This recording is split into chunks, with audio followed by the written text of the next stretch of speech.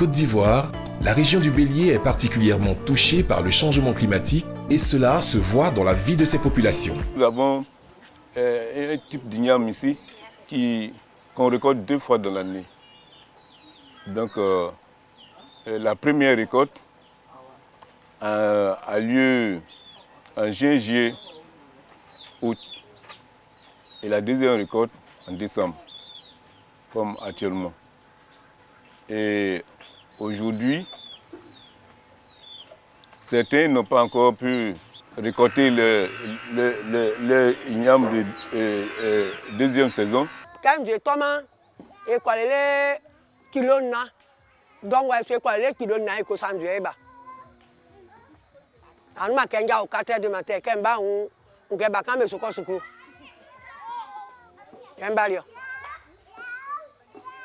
Il y a vraiment eu des changements.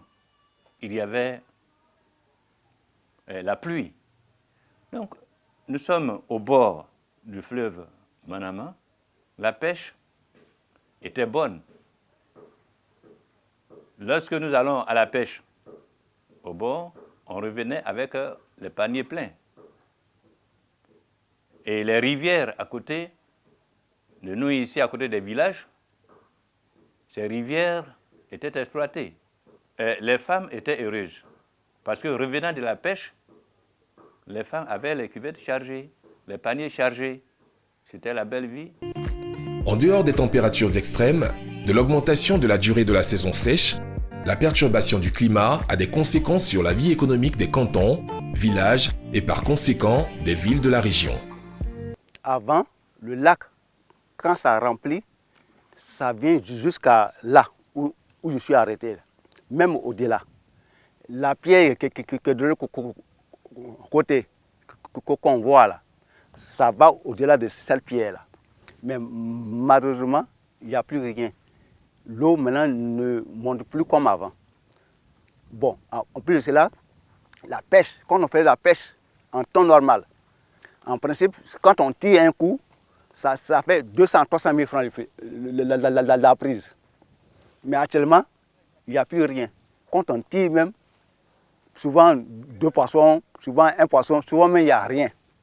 Donc l'eau a tari, l'eau est devenue pauvre. Il n'y a plus de poissons même dans l'eau. Actuellement, le coin est dur parce qu'on n'a pas assez d'eau, on n'a pas assez d'herbe.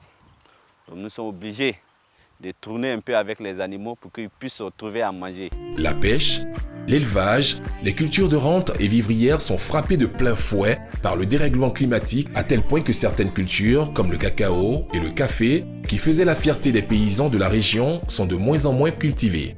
Ces braves populations sont quotidiennement victimes de nouvelles difficultés d'ordre différents, ayant pour seul point commun le réchauffement climatique qui réduit et détruit leur milieu de vie et leurs sources de revenus. La désolation est grande. L'inquiétude est certaine. Tous se demandent quel sera l'avenir de leurs enfants. Maintenant, on ne sait même pas comment faire. Même les enfants, même pour pouvoir aller à l'école, c'est devenu palable sur nous. Problème. On n'a pas d'argent. Pourtant, maintenant, même si c'est CP1, tu essaies de payer les livres et puis les cahiers, tout ça là. On n'a rien sur nous. Nos maris aussi essaient de faire en cadre, mais ça ne réussit pas parce qu'il n'y a pas la pluie. D'autres ont fait des cafés ici, des cacao, tout ça là. D'autres ont essayé de faire des EVA ici, mais ça ne réussit pas. À la paupérisation grandissante de ces courageuses populations, viennent s'ajouter certains conflits pour avoir accès aux sources d'eau. En effet, la région étant riche également en or, elle a vu l'arrivée d'orpailleurs clandestins qui ont totalement défiguré les forêts, les montagnes et les ressources en eau, affectant ainsi le fleuve Nzi, d'autres cours d'eau et même la nappe phréatique dans certaines localités de la région. La terre qu'ils ont lavée pour avoir ces grammes d'or là, la terre reste et ça bouche le cours d'eau. Notre colline a le crâne dégarni. Elle est devenue chauve. Depuis au moins 5 ans, aucune herbe n'a pu pousser là.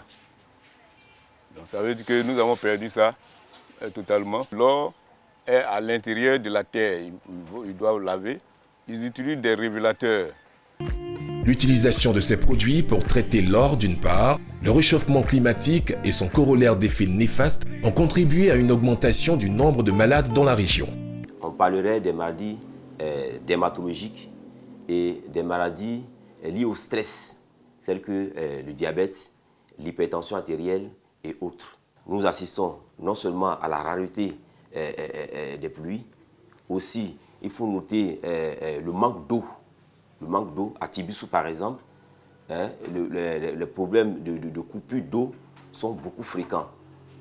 Alors que l'eau est notre première ressource pour l'hygiène, non seulement l'hygiène corporelle.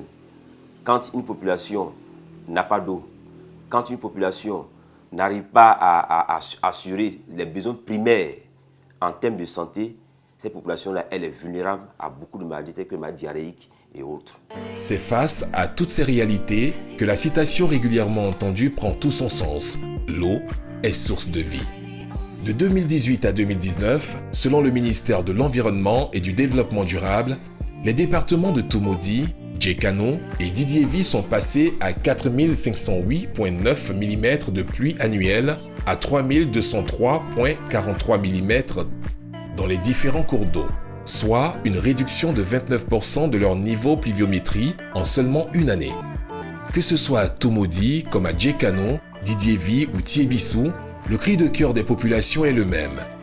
Béaki, Awayaki, Obla Ukai, Naïnalke di, Beblaïlike, Bae Satokumbe Mai, Nama Enonje, Momika Kanganti, Kwale kilomètre, Verseli, kilomètre, Nama Kosanje, Nama Bamano, Nabawa, Nalke Fima, mais quoi, mais au bluff, Niese, Nama Nonje.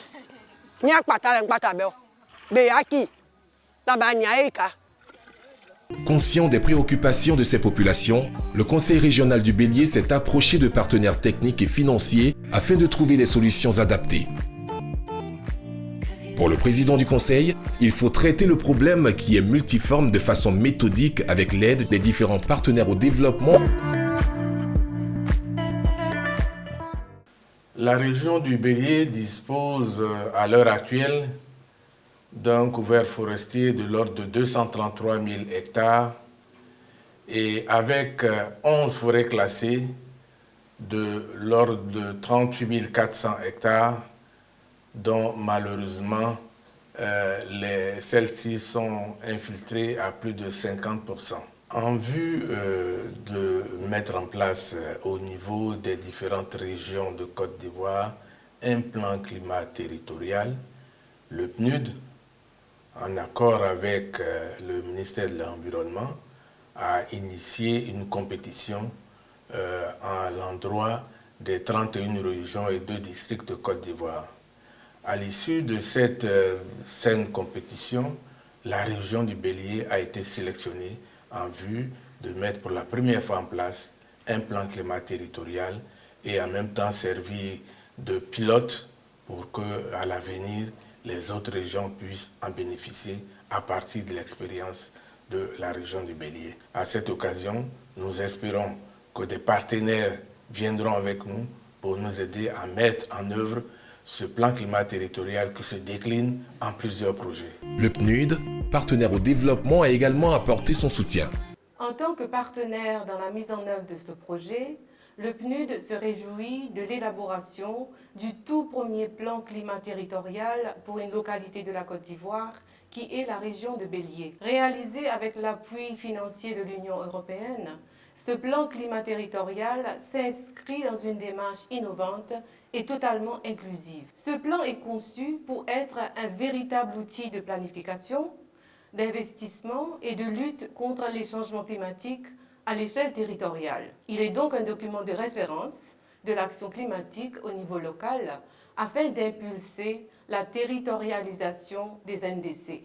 Pour rappel, les NDC, qui sont les contributions nationales déterminées, sont les contributions des pays en termes d'efforts de réduction des émissions de gaz à effet de serre. C'est également, il faut le noter, un modèle concret qui aborde le diagnostic de la région de Bélier en termes d'atténuation et d'adaptation au changement climatique.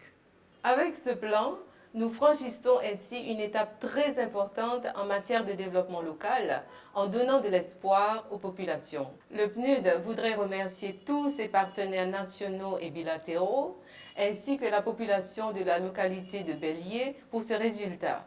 Et nous réitérons notre engagement auprès des régions ivoiriennes pour lutter contre les changements climatiques.